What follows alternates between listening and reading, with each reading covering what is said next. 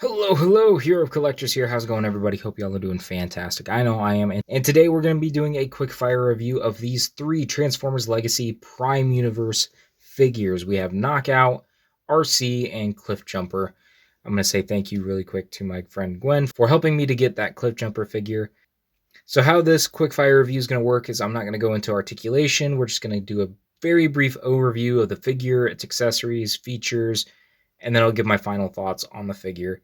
Be really quick, but without further ado, let's get into the review and we'll start with Knockout. Starting off with Knockout, I want to first start off by saying that I know some people don't care for these G1ified versions of the Prime Universe characters, but I honestly don't mind it. I quite enjoy it for these few that I have picked up. And I do have Breakdown in the collection, I just haven't taken photos of him. That's why he's not in this review too. I've just got a lot of figures on my desk I need to get through first before I get to him. But anyway, taking a look at the figure, this is the Jazz mold, just kind of changed up to be a more sportier car. I do like the detail of the yellow on the wheels. I do wish that they had done something to put the wheels on his back like in the actual character design, but again, doesn't bother me too much. For this translucent piece on the back, I do feel like it's more brittle than even the Jazz mold, and I haven't had a problem with mine. So I'm trying to be really careful with this one. I know a lot of people have broken their Jazz figures because of that translucent piece, but thankfully mine's still fine. It just feels more brittle. You can see the face right there. Decepticon logo. Nice big front of the car there. And his accessory is the electro staff thingy that he uses. Let's see, I like to just port it into the hand here. And well, if it will actually port there, and that's, he uses that to shock people and knock them down, so I like that. So yeah, with all that, let's go ahead and put him into his vehicle mode. All right, and here he is in the vehicle mode, and this is a slick looking car. Like, the Jazz mold is pretty solid, but most of the outside that you see here isn't even the reused parts. Like, most of it's just the interior stuff here that makes up the body. So I really like this car design. I think I like it even more than the Jazz mold itself. The yellow wheels there are looking pretty good. And of course he has this port on top, so if you want to put his staff accessory there, you can, of course, which, it's fine. I'm probably never going to display him like this, but I do like this vehicle mode pretty well. It's one of my favorites, actually, from the vehicle modes that I have. So let's go ahead and move on to my final thoughts. So my final thoughts for this Knockout figure are, it's pretty good. It's not perfect, and I know a lot of people have gripes about the G1ification of the Prime Universe stuff. Like I said at the start, it doesn't bother me too much, and any issues that I do have, they're very minor. Like, yeah, I wish he had the wheels in the back like he does in the animation, but it doesn't ruin the experience of this figure. What really sold me on this figure was the vehicle mode. Like, it's really clean. I don't know why I love it so much, but it's just a cool looking car, and it's very compact. The figure doesn't wow me in its engineering, but just the overall shaping of the car and how it actually comes together to look so good, it's just so nice. In terms of the fun factor, I would say yeah, but I would add the caveat of you got to have Breakdown as well. And I do have Breakdown now, so when I do take pictures of him, I will, of course, have Knockout alongside him. And then for a final rating, I'm going to give him, let's say, a 7.5 out of 10. It's a pretty solid figure. If you have issues with it not being accurate to the Prime Universe, you probably won't enjoy it. I just like the character. I like the character design in the figure, in the show. It just works for me. Okay, taking a look at the Arcee figure, you can see that, yeah, she's a little bit more blocky than the normal cartoon design, but I think the spirit is still here in the figure. Now you can see where some of the wheels are stored on the figure. I actually had a fun picture that I took referencing the Bayverse Arcee design with how the leg transforms, so if you like that design, wait for the pictures.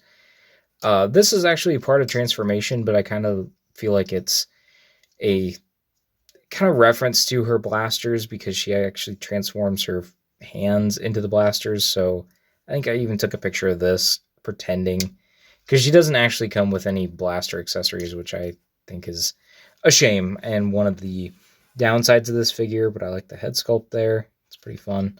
You can see all the back kibble right here, and this will actually lead into the accessories, because this is an accessory, but I don't know what it's supposed to be, really. I've watched most of the show now, and I don't know what this is meant to be. Maybe like a double blade thing. It's cool. I like the paint, but don't really know what it's supposed to be. You can either port it onto her hand, or you can port it here. I don't know. It's something. But moving on to the other accessory. Let's go ahead and take a look. She's got like the shield, which, like I just ported the other thing on, you can put it there. Or you can split it up, and it's kind of like two blades, which I do like. And, you know, kind of clipping them on her hands like that was fun. I think I did a picture like this, and it was, you know, it's not bad. It's not great either. I don't know what they're supposed to be. They're not accurate weapons, but before we move on, just one thing about this mold I didn't realize, because this is the first time I've actually had this mold in hand. When you transform it, there's a joint that needs to click into place. So like right now it looks like, oh, it's transformed just fine, but the legs are so wobbly and they don't stay. But shout out again to my friend Gwen, who told me that you need to click this in place and she'll actually stand, because I kept having the problem of she's too back heavy and she will just like fall over. So make sure that's clicked in place. Once I learned that, I had a much better time with this figure, because at first I just was not vibing with it. So let's go ahead and put her in her bike mode. Okay, here she is in bike mode, and I don't have a lot to say really. I do like the headlights there and the fact that they did give her a kickstand, but otherwise it's an oversized vehicle for this scale. I think it's still fun. I do appreciate how well it turned out, but you know, again, with most Transformers, I'm not going to keep them in this mode. I always view transformations as like a play feature and something that when you're playing as a kid or even as an adult, it's a fun dynamic, but most of the time you're going to keep them in their actual bot mode. At least that's my viewpoint of it. I'm not every collector, so of course I'm not going to have every opinion. So with all that, let's go ahead and move into my final thoughts.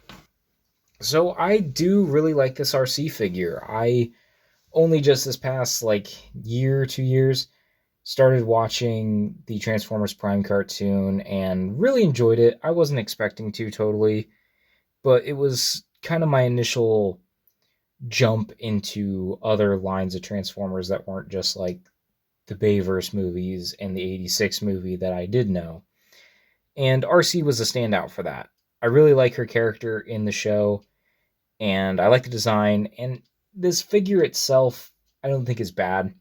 It's got some qualities that aren't great, but I don't think it's terrible by any means.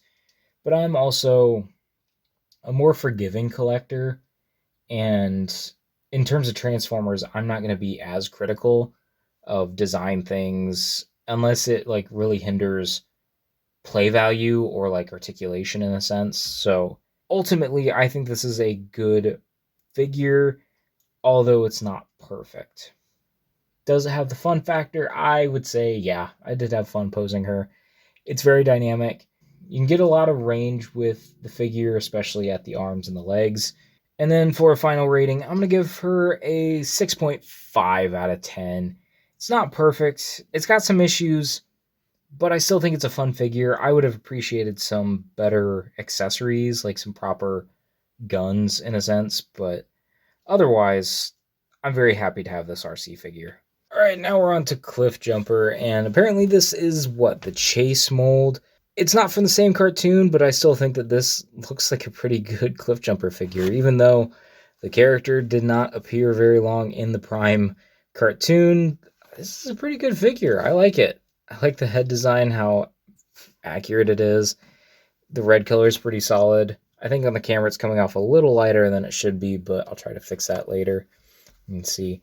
I would say my biggest complaint here is the doors. I wish they weren't blocking the hands as much, because the hand articulation just, I don't know, when you pose a figure, sometimes with this setup, it just doesn't work as well, in my opinion. And like the way the arm is designed to actually move, you have to like tilt the hand to really pose it like straight on, if that makes any sense.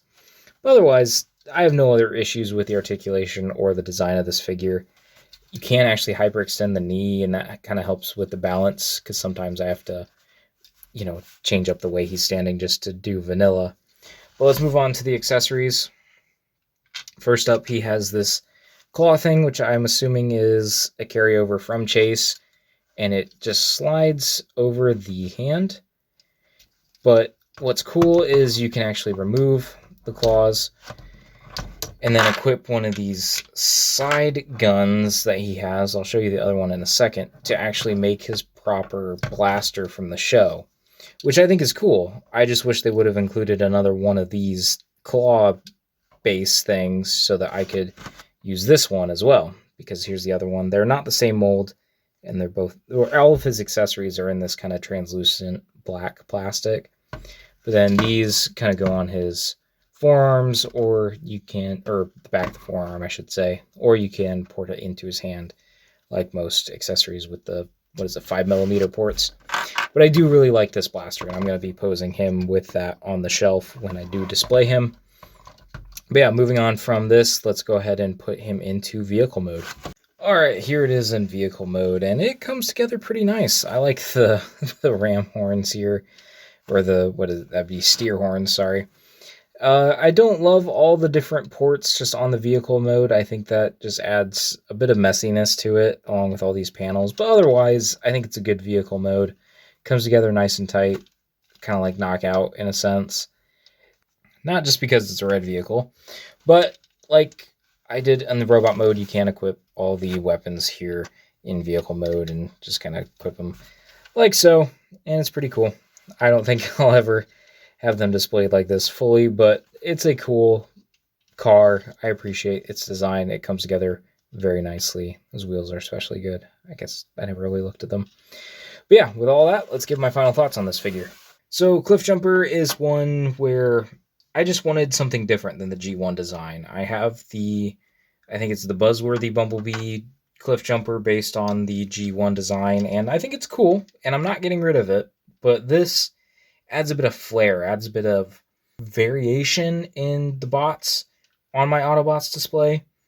And while, yes, it is a tad G1ified for the Prime design, I think it still works to both break up the G1-ness, but also feel in line with it in a sense.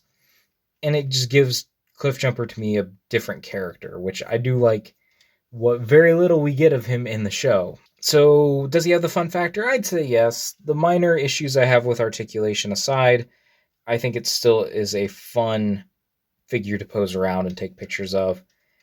And then the final rating, I'm going to give him 7.5, maybe let's go an 8 out of 10. It's a solid figure, my complaints aside. I think it is a great Cliffjumper, especially if you love the Prime Universe design. Alright, and that was my quick fire review on these 3 Transformers Legacy Prime Universe figures. What did you think of this review? What do you think of the figures? Did you pick them up? Let me know down in the comments. While you're down there, make sure you like the video, make sure you are subscribed, and I will talk to you all in another video, another post, another time.